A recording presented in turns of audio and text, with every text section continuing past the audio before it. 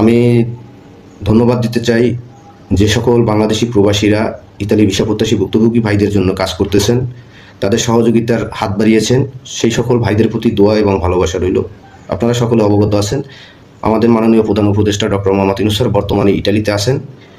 বাংলাদেশের বিভিন্ন গণমাধ্যম কর্মীরা তার সাথে সৌজন্য সাক্ষাৎ করবেন এবং সেখানে তার সাক্ষাৎকার নেবেন।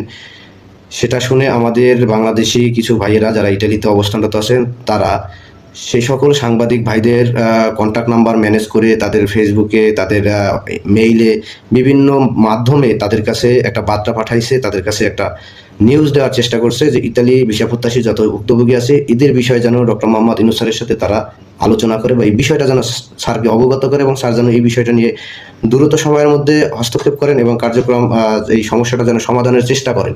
এই বিষয়টা তার সাথে আলোচনা করার জন্য বিভিন্ন গণমাধ্যম কর্মীদেরকে অনুরোধ করা হয়েছে।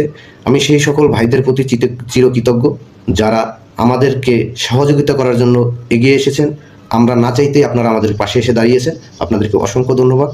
আপনাদের জন্য এবং আপনাদের পরিবারের জন্য দোয়া এবং শুভকামনা রইল।